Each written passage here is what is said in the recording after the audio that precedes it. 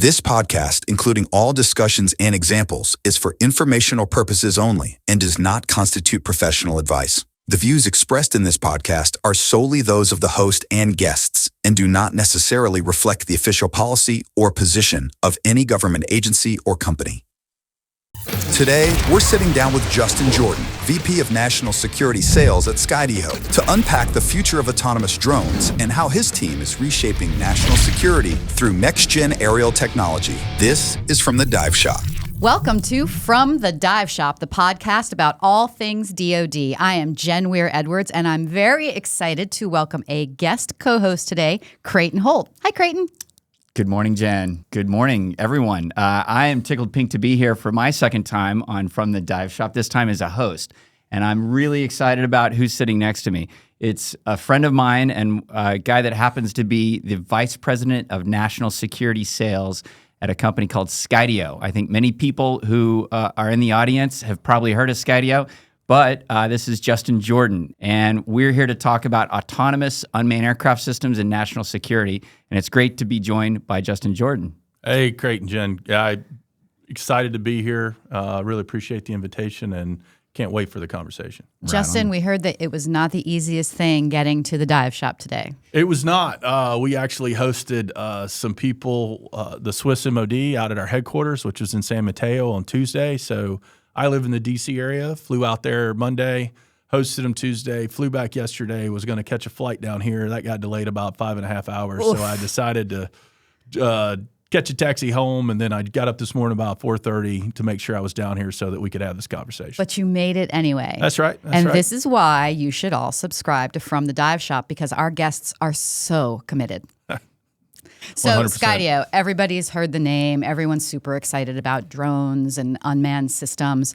Tell us a little bit about what you do and kind of your journey into this space. Yeah, it was kind of a roundabout journey, right? So I lead our national security business. So what we focus on is all the U.S. government business, and then any MOD or MOI, so Ministry of Defense, Ministry of Interior type of folks that cover the EMEA region and Latin America outside the U.S., as well as our partners to the north. Okay. And so we interact with militaries and anybody that is leveraging drones and helping build their drone programs.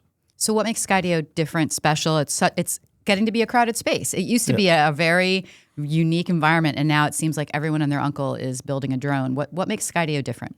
It's in the autonomy, right? Like we tout ourselves, we're the worldwide leader in autonomy, and we're the leading U.S. manufacturer of drones by the number of drones that we're manufacturing, right? So we're able to bring mass to and consistency to a marketplace that has been vastly inconsistent with a lot of people that are novice that are then trying to become manufacturers. And so that's where you're getting a lot of people that are injecting into the space. We're getting feedback from Ukraine. We're getting feedback, they're starting to see the applications that drones could potentially have. And that's good, right? Because innovation isn't always going to come from a large company. It's going to come from some of the smaller guys, right? And a rising tides will rise all ships. But, as you look to support large entities like U.S. government, DoD type customers, you need some level of consistency and maturity in your supply chain and being able to surge manufacturing in order to meet the needs that our customers require. So it sounds like you have a big company infrastructure with a small company dynamic that allows you to kind of be innovative and change quickly. We do. We're somewhat co-located. We're in the Bay Area, right? So our manufacturing happens in Hayward, California, but a lot of our thought leadership and our headquarters is in San Mateo. So it's across the bay. It's about 20 minutes apart. And having it that close really allows, as our engineers innovate, to be able to take those applications and apply them to hardware and see what works, right? So like the feedback loop cycle is very fast, and it's one of the things that we pride ourselves on being able to come up with a good idea, find out what's not maybe quite as good as we thought about it, and then be able to circle that back and give something to our customers in a fairly quick cycle. And what really sets us apart, right, is that we're not completely dependent upon hardware. We're very much software defined. So as you're looking at the speed of software and how that iterates, we generally have a release about every 3 months from a new software capability that unlocks new skills and new capabilities or improves upon old skills of our platform.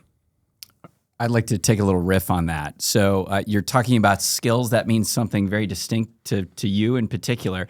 First of all, can you describe what your primary solution looks like? What does this drone look like, and what does autonomy mean? Remember, we've got folks that are watching and listening to this that may not even know what a Skydio looks like or what autonomy means for a drone, and then follow that into skills. What's a skill? A Skydio is a sub 5 pound drone, right? And it's got cameras that are on it, and that's the foundation that our founders built it upon is computer vision, right? And that's really what has kind of set us apart. They made a bet back in 2014 that computer vision coupled with drone technology was going to be the future.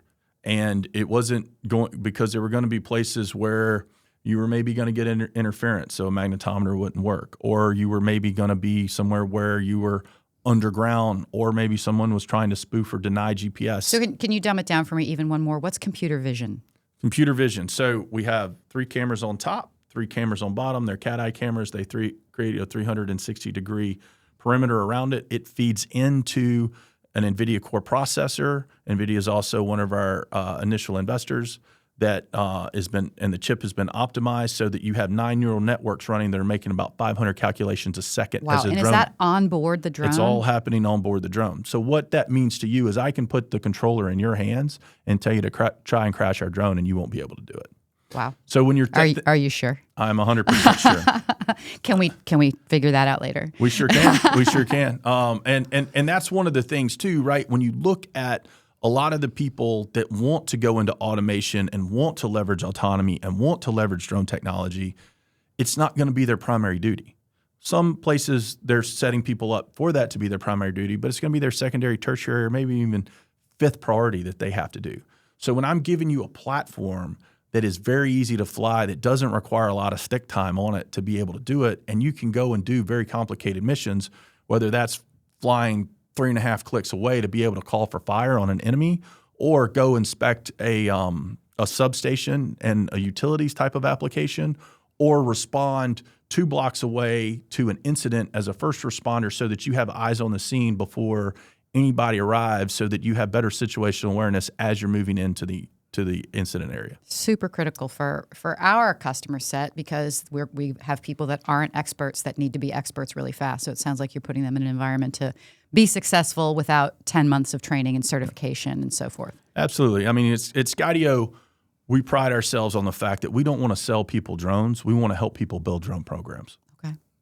Interesting. So there's a famous tech investor by the name of Mark Andreessen. I think you guys might I know you're familiar.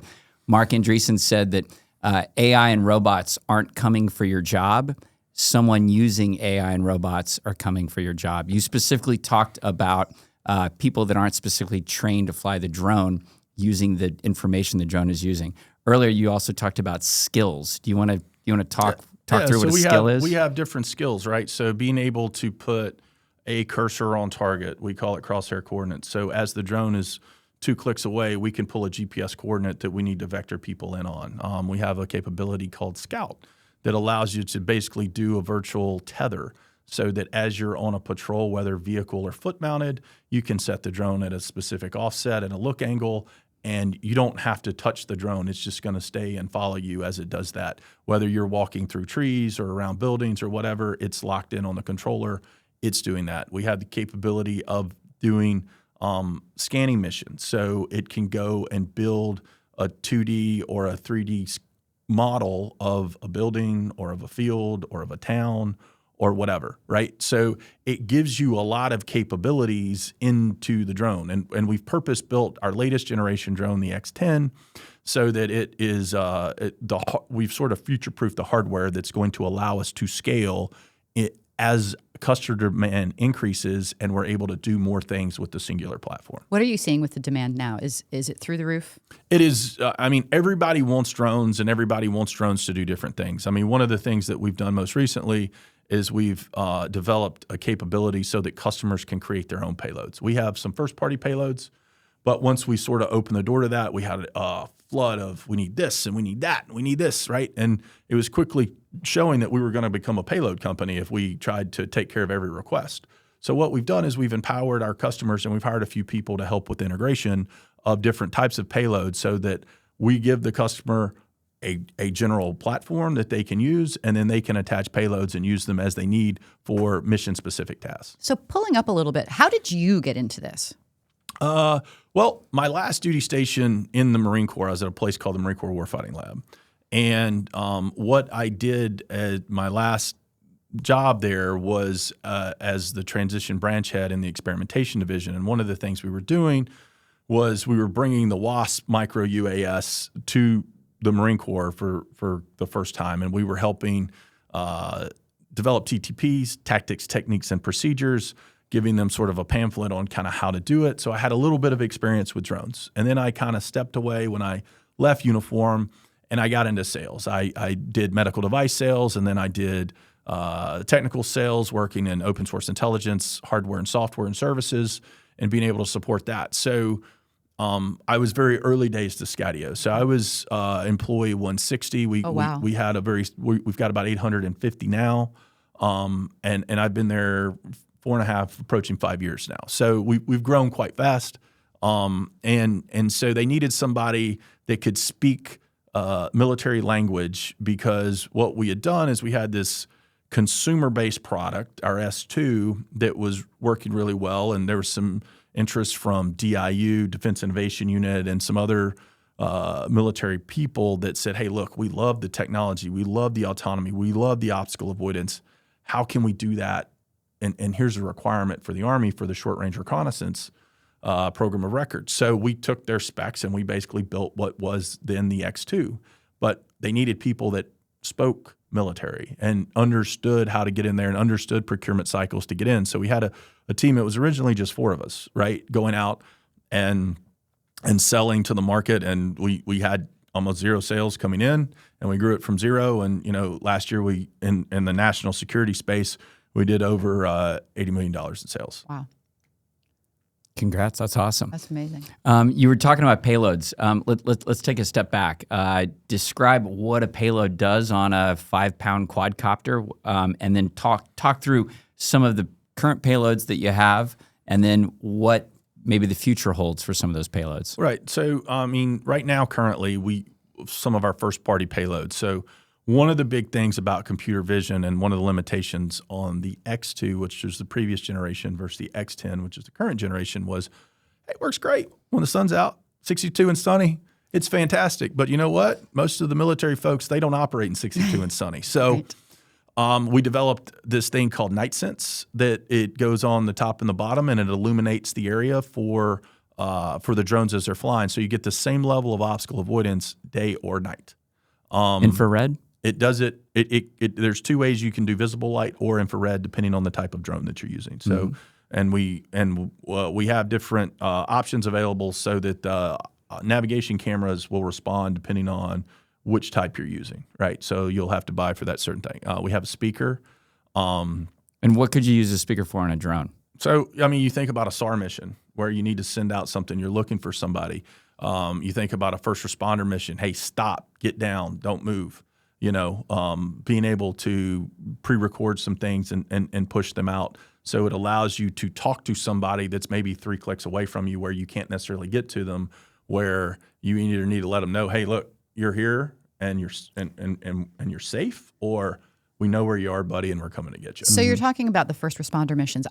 Honestly, until today, I hadn't even thought about that application. And I don't know, as a citizen of the United States, have I really seen much in the way of drones? But is that happening? Are we seeing that adopted? It is happening, and it is a surge right now. It is the primary effort of our company. And what we're doing is we've also, as we've developed this drone technology and this computer vision, and being able to leverage autonomy so that you can have safe and repeatable, secure, and reproducible results with BV loss. BV loss is beyond visual line of sight. Okay. So now we have these things that we call docks, and they're basically drone houses that you live in. And so if you have a power connection and you have an internet connection, you can fly those drones from anywhere. I could pull up my laptop and fly a drone for you right now in California. And being able to leverage that, so now That's with our online system. So you couple that with APIs and API hooks. So if there is a sensing device, so in incident of a first responder, shot spotter, which detects gunfire, it gives you a GPS location of the gunfire that sends a command. It launches the drone automatically, and the drone gets on site without a human doing anything. And then when the drone is at location, it alerts the human, and now they can make an evaluation of what's going on. And then they can also share that information out with police, fire, and EMS people that are coming on site to help or respond to the incident, so they have situational awareness of what they're walking into. And so, but then you take it and you look at it even further with how cities are starting to use it. So you have the first responder piece, but you also have aging infrastructure. You also have inspections that you want to do. And now I'm not responding all the time, but if I pre-position these docks all throughout the city, now I've got a smart city network that I can tie into and be able to pull that data. And it's not a report where Justin went and checked a box or wrote one sentence on what's going on. I actually have a video picture of exactly what was happening on this day and this time. So it really enables people to use data and feed the machine that like helps it understand, right? And be able to process that a whole lot better than the traditional way of doing it with a pen and paper. What city's on the cutting edge? Who's getting there first? Mm-hmm. There's a lot of cities that are reaching out and doing DFR, drone as a first responder. Las Vegas is a big one. Oklahoma is a big one. Miami's big. Philadelphia. New York is the city with their Office of Technology Innovation that's looking to do it the biggest across a lot of different verticals. But it is a first mover thing that's happening right now, and we are helping lead the space, and it's due to the power of autonomy in drones being able to have smart sensors that are flying around the city that can communicate and coordinate, and not just have a drone that goes and flies a GPS coordinate mission. So I'm not sure if I'm going to ask this question the right way, so rescue me. How adaptive are the UAS systems to counter UAS measures?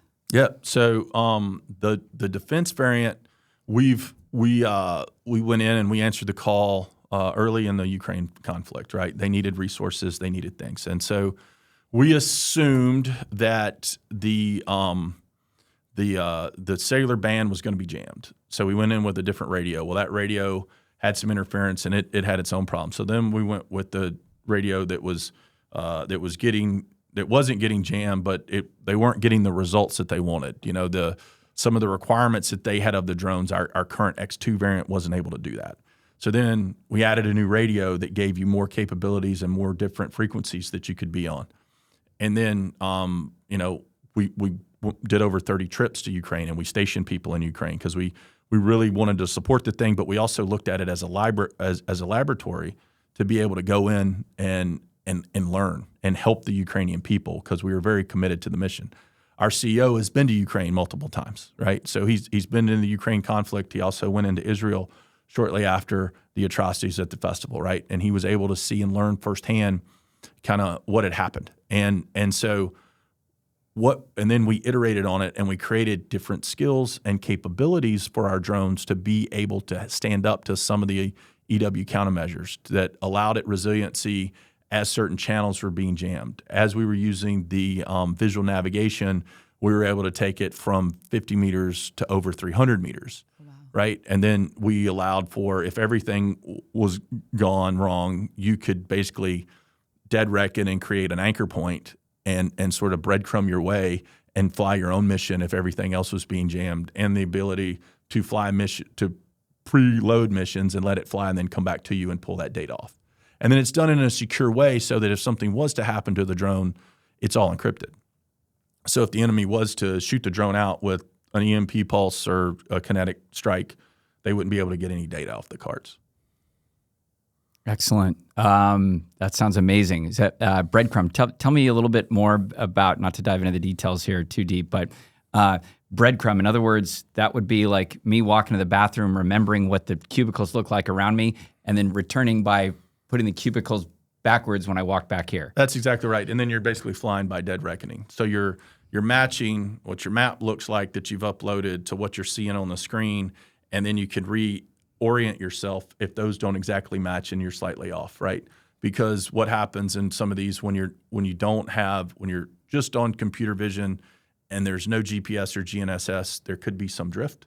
So allowing yourself the ability to correct as you're flying is very necessary. And then two, when you look from a survivability standpoint, it's going to allow the drone to be able to do multiple missions. Whereas, at one point, a lot of the Chinese drones that were being flown in Ukraine, they were lasting anywhere from 2 to 4 missions. Mm-hmm. Yeah. So Jen just mentioned we were talking about DFR, drone as first responder, and thank you for that education. There's other missions that these drones can do, that these systems can do.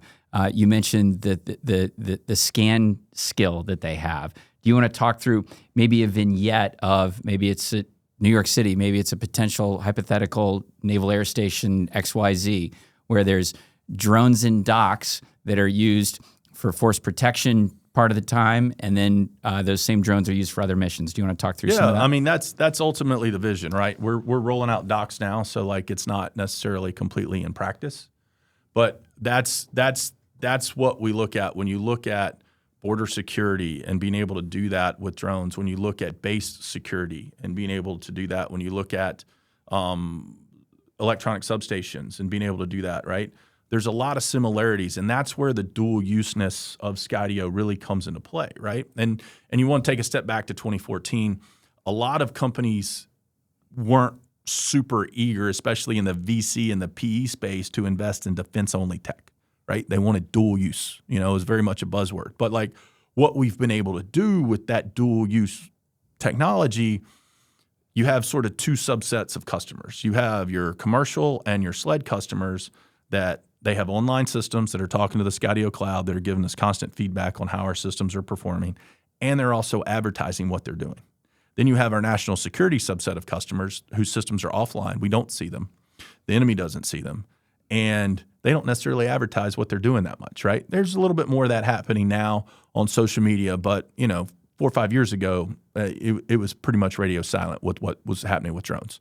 But what we've been able to do is bring skills that we are learning. So from the DFR space and being able to do remote ops, then applying that in a secure space and being able to do that with an on-prem or running in a private cloud for a DoD type customer. In the utility space, being able to do inspections of substations and leveraging condition-based maintenance rather than time-based maintenance. So now you're being able to do that. Well, guess what? There's an aging fleet of naval vessels. The CNO has talked about that. There's an aging squadrons in the Air Force that we need to do maintenance on, and putting an airman up and having them carabiner in for safety and climb up a scissor truck and do all that when I could just fly a drone around the perimeter and be done in a minute and a half. There's optimization that's happening. And then you look at some of the things we've done for resilience. Well, when you're in that high spectrum environment, maybe in a live substation, there's a lot of things that can mess with your GPS and things, but that computer vision and that resilience that we built in works there. It also works when you go down and you're in an urban environment with all the cell phones and all the electronic energy that's happening. There's going to be potential interference options, and we figured out ways to work around some of them, right? So it's going to make your system more resilient as you're looking to execute your missions. So you've been here, it sounds like, from the beginning, really. You have the unique perspective of really having been at the very early stages of this technology and these applications, and you're seeing sort of the next, and you just told us about some of the next applications in the dual use environment. Where's this going that we can't see? What do you see? What's the coming thing that maybe Creighton probably knows, but that the average person couldn't possibly imagine is coming from this technology? You're going to need a network of sensors. Skydio's doing great things, but we're not doing everything, right? So there's going to be bigger platforms in the air. There's going to be platforms on the ground. There's going to be platforms on the surface. There's going to be platforms that are subsurface, and then there's going to be manned systems. And you're going to be able; those systems are going to need to be able to network so that they can build that common operational picture. Whether we're talking about wind farms that are out in the ocean, or we're talking about an amphibious assault that's happening maybe somewhere in the South China Sea, right? All of that is going to need to happen. So as we do this, you're going to see platforms that are going to need to be able to communicate with one another and be able to work autonomously, because what we need is mass. That's what the enemy's building from a national security standpoint. But to do that, I don't need a bunch of swarming systems that I've pre-programmed a mission that they're flying. I need a bunch of smart sensors out there that see and understand the environment and learn as they go so that they can help build and help support the mission as the mission evolves and develops. Wow. All right. Sounds like Robot Wars from Ender's Game kind of thing. There's a little bit of that, but we are not doing anything that's going to take a human out of the loop when there's a kinetic event. There's nobody in the DoD or in industry that's talking about doing that. What we're talking about doing is leveraging the power of information and then being able to use different AI methods and different platforms to consolidate that and present it in a way that leaders and decision makers can make the most informed decisions.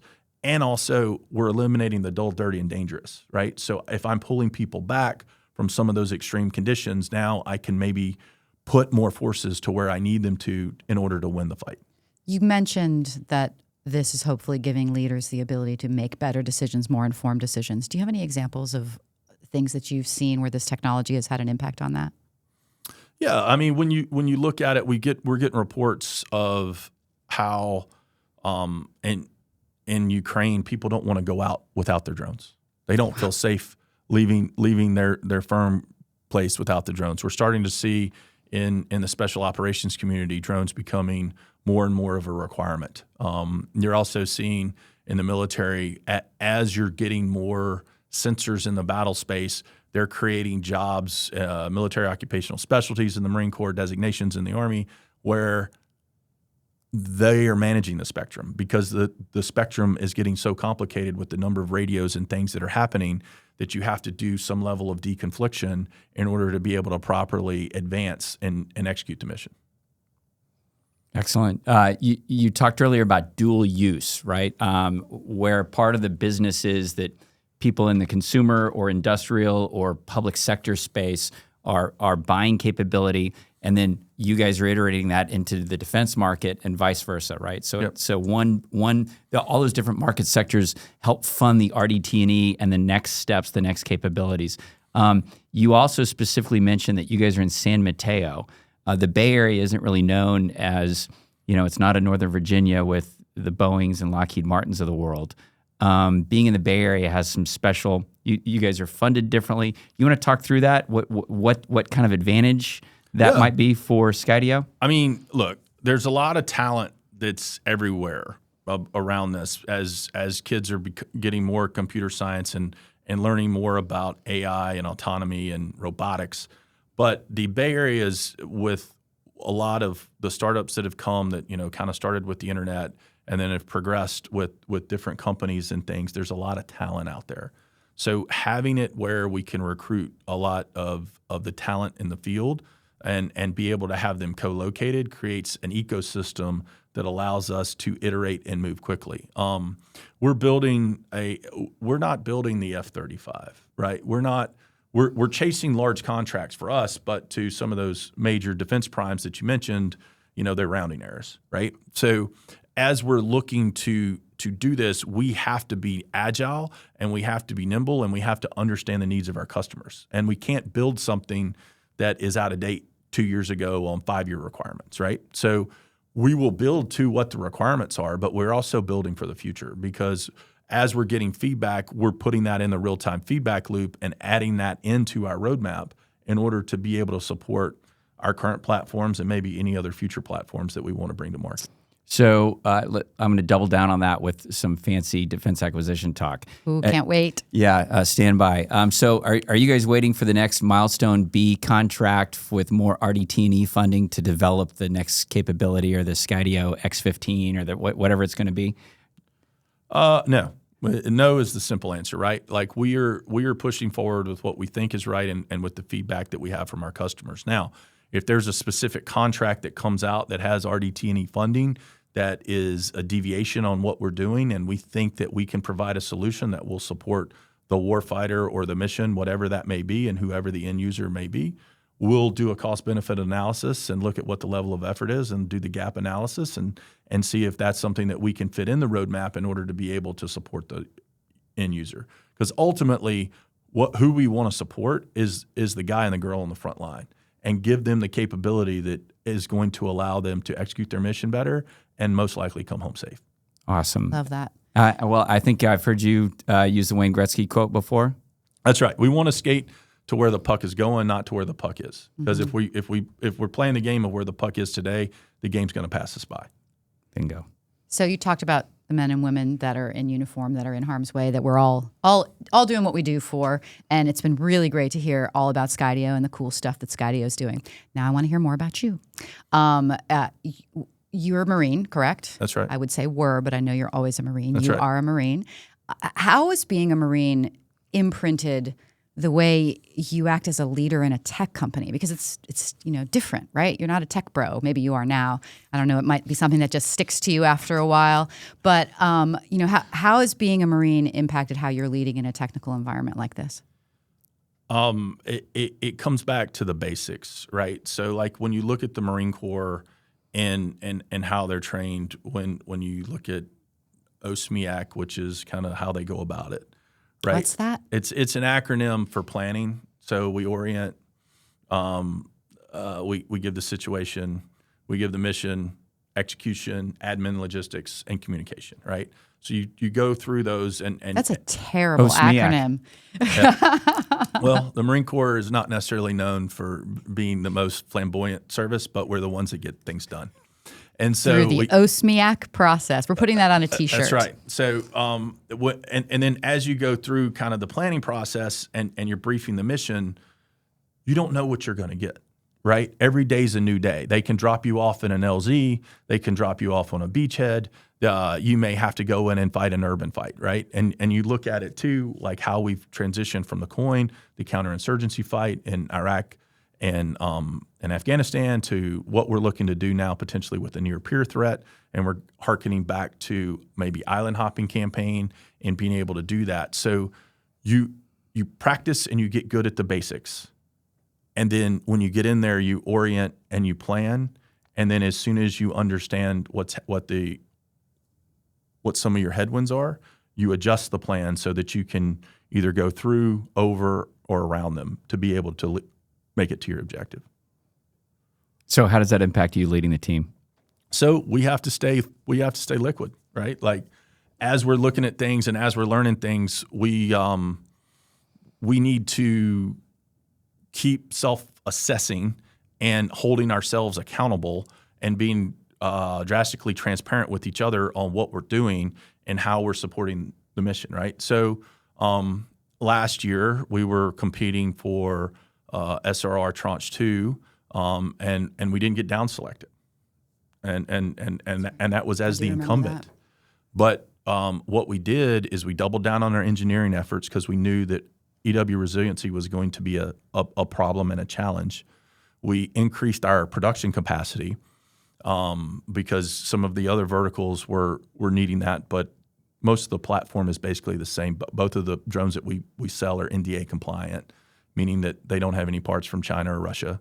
And then, we got out there and we got in front of our customers and we showed them what we were doing.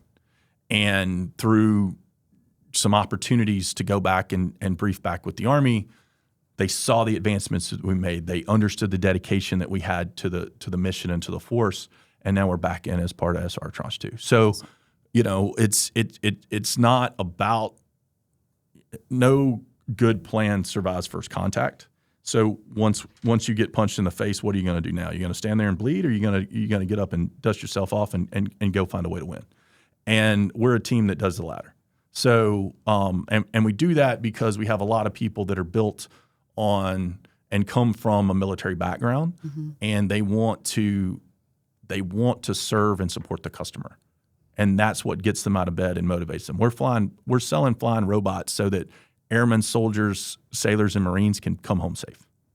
We typically like to ask the guests what their why is. Why do you do what you do?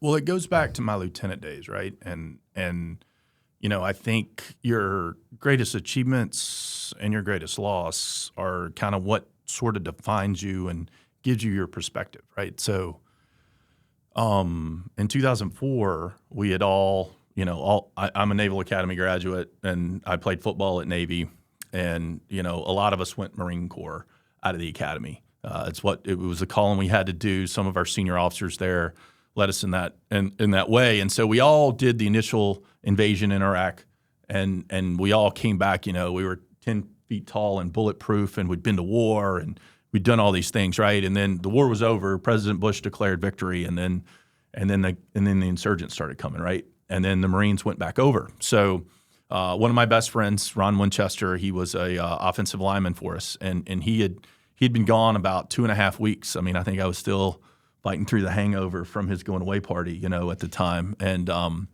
we were going up. It was Labor Day weekend, and we were going from San Diego. I was stationed at Camp Pendleton up to L.A. to go watch a college football game, and I got a call.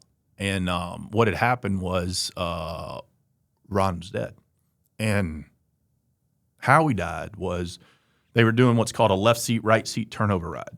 And so what that is you go in and the person that is that's been in the area is in the left seat like the driver, and they're orienting you, and then you flop after about a week or so, and then you're in the left seat, and then so you're kind of briefing back the area as you're turning it over, right? So like it's just like a standard turnover, kind of you would at work, except it's dynamic. It's on a battlefield. So they pulled up to this thing.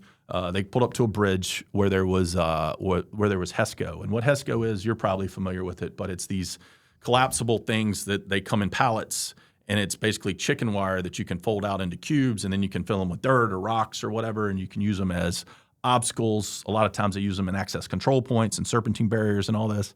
And so we had a control point at this bridge. Well, we had left it. So once you leave an obstacle, it's now become an obstacle for you. The Marines had gone and checked it. They had cleared it. They didn't clear it well enough. It had 3 155 artillery rounds stacked inside of it. And they pulled the Humvee up to the edge of it as they were clearing the other side of the bridge.